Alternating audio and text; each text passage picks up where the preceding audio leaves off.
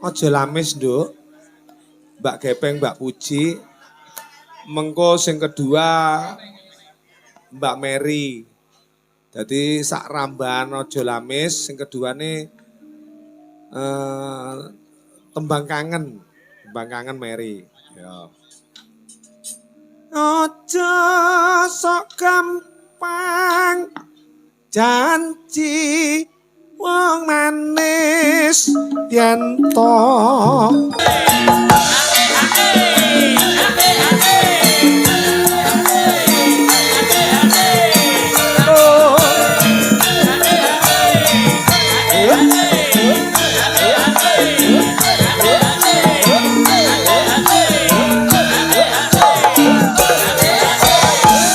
obake wae nduk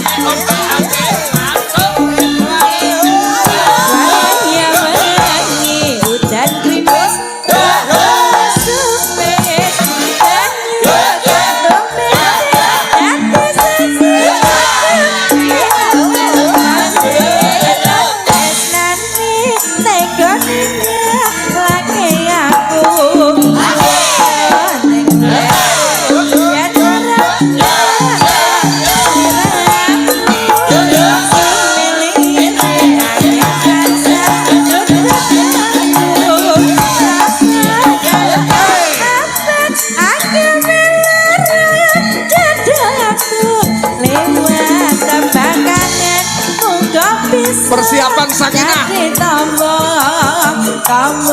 kangen iki nandang nguyu rino wangi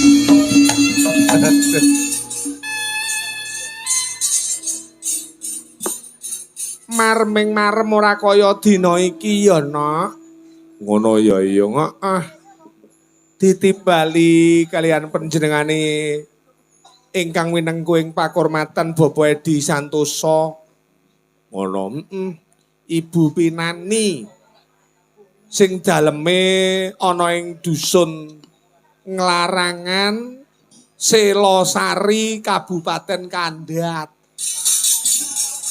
kecamatan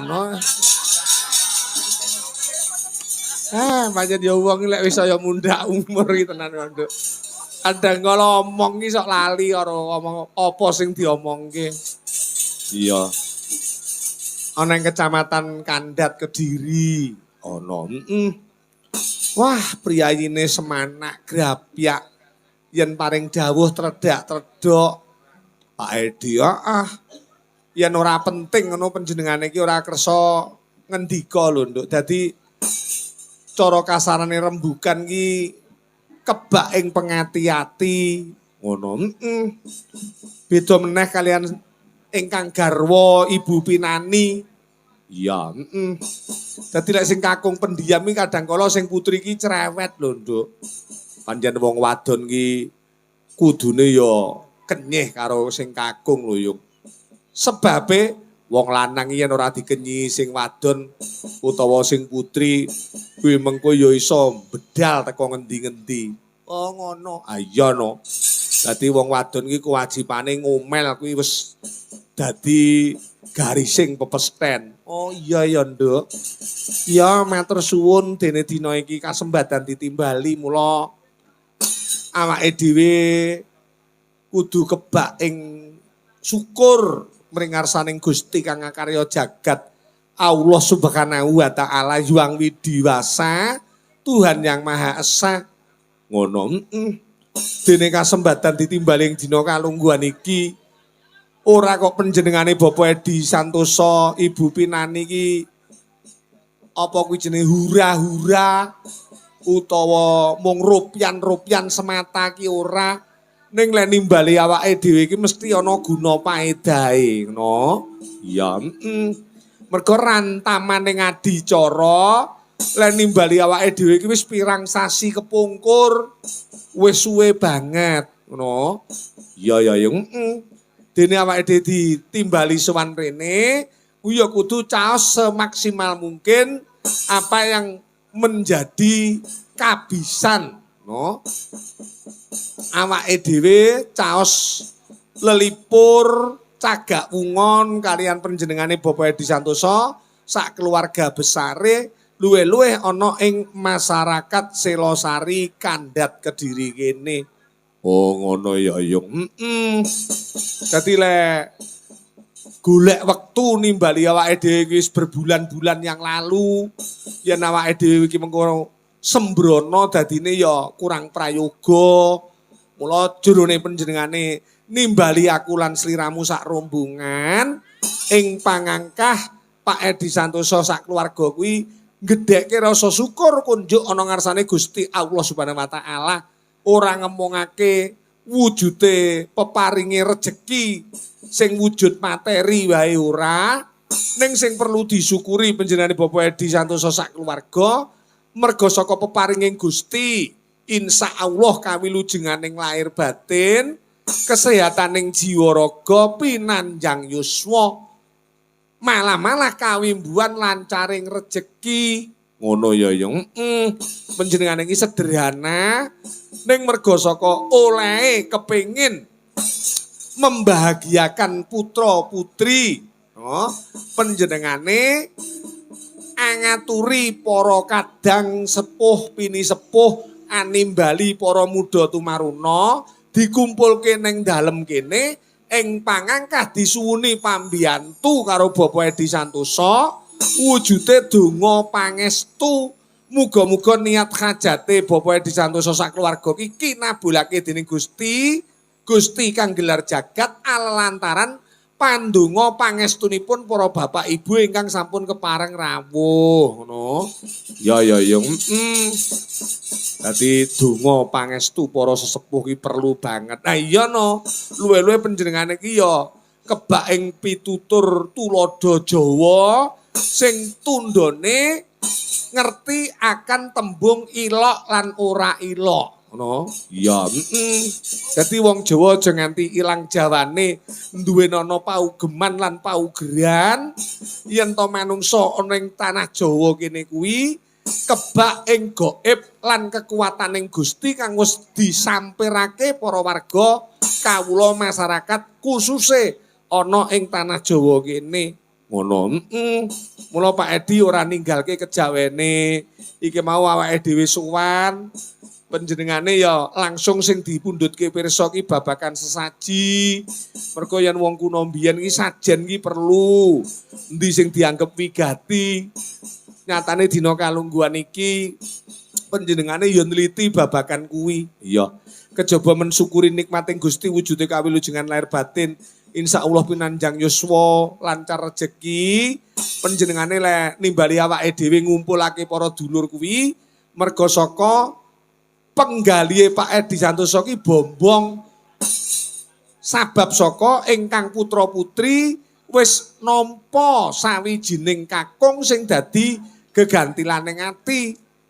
Putra-putrine Bapak Edi Santoso, diajeng Evika Amel Safitri, putra-putri saka Bapak Edi Santoso lan Ibu Pinani wis kasembadan diwengku dening kakung ya kuwi Adimas Ardiansah Abi Purwanto, putra saka panjenengane Bapak Purwantara lan Kanjeng Ibu Siti Alfiyah. Ngono? Iya, Dadi jroning panjenengane nampa kanugrahan nampa wujuding bebungah saka ngarsaning Gusti ingkang putra wis ngancik dewasa diwengku kakung, pandungane bapak lan ibu ora ana liya kejaba mung muga-muga ingkang putra kekalih tansah nampa kabahagiaan lahir batin, sehat jiwa raga, ya ta? Lek jejodohan sepisan dadi lan uga pinaringana momongan sing jumbuh karo kekudangane wong tuwa. Ngono, Mbak Amel Safitri, Mas Ardiansah, muga-muga ya enggal pinaringan momongan. Sesuk yen diparingi putra kakung ya putra sing soleh, yen diparingi putra putri ya putra putri sing solehah, setia bekti kalian kedua orang tua, berguna bagi nusa bangsa negara lan kapercayaane, ngono. Ya Yong, Pak Edi Santoso ya matur suwun atas kerawuane para kadang, panjenengane ndak iso mbales apa-apa, ya muga-muga bantuane para sedulur ingkang sampun kepareng rawuh. Turta kebaikane para warga ingkang sampun kepareng rawuh mriki diwales dening Gusti Allah Subhanahu wa taala, wujuding kesehatan jiwa raga pinanjang yuswa lancar jekine, ngono. Iya. Ya Yong, kejaba matur suwun karo para warga sing kepareng rawuh. Panjenengane ya matur gunging samudra pangaksama. Mbok menawa ning pasugatan, pakurmatan, wujude dedaharan, unjukan, pinaraan sing sajak kurang ngresepake penggalihe para rawuh, panjenengane ya nyuwun pangapura merga wong duwe gawe kuwi lek manut tatarane wong biyen, lek manut omongane wong lawas, Nduk. Apik elek ki mesti dadi bahan pembicaraan. Wong kagungan hajat ki ngono ya, apik kadang kala ya sik dicacat, apa meneh lek elek secara leng nyaosi pakurmatan kuwi mesti dadi bahan omongan. Mula ning kene lantaran awake dhewe Pak Edi Santoso lan Ibu Pinani kuwi matur mbok menawa ning pasugatan sing kurang nuju prana nyuwun pangapura, wis diketok karosane, wis diketok kekuatane Bapak Edi, ning aku yakin beliaunya utawa panjenengane iki mesti enek keluputan lan dosa klerune lan nyaosi pakurmatan, mula nyuwun pangapura kalian para rawuh lantaran awake dhewe, no? Iya. Sing luwih utama meneh, Nduk, yen panjenengane Bapak Edi lantaran awake dhewe ya ngaturke pangapura mbok menawa enek dulur kanca tangga sing lali urung dikabari, urung diatur-aturi. Mergo wong duwe gawe iki lek ning desa utamane kuwi ngaturi dulur ki mesti apa disowani apa lewat undangan kuwi wis mesti, Nduk. Ngono, mula mbok menawa ning kadang dulur kanca batih tangga sing kliwatan urung kekabaran Pak Edi lantaran awake dhewe nyuwun samudra pangaksama, ora kok jenengan jenenge Pak Edi iki nyepelekke dulur kanca batih sing urung kekabaran ki ora, ning merga saka suk-sukan penggalihe lek kagungan kersa mesti eneng siji loro sing kecacer urung kekabaran. Mula panjenengane lantaran awake dhewe nyuwun pangapura, ngono. Iya. Ya Yung matur suwun. Sakmono wae awake dhewe ning kene iki partaine menghibur, aja nganti lali marang kahanan. No, iki mau kemantene Mbak Evika, ya toh. Kemantene berdua ngersake utawa nyuwun tembange iki mawar biru. Ya, mawar biru. Sugeng dalu Pak Eko, kawula temanten kalih nyuwun tembang utawa gending mawar biru. Ya, mawar biru engko diaturake. Sik ki eneng eneh.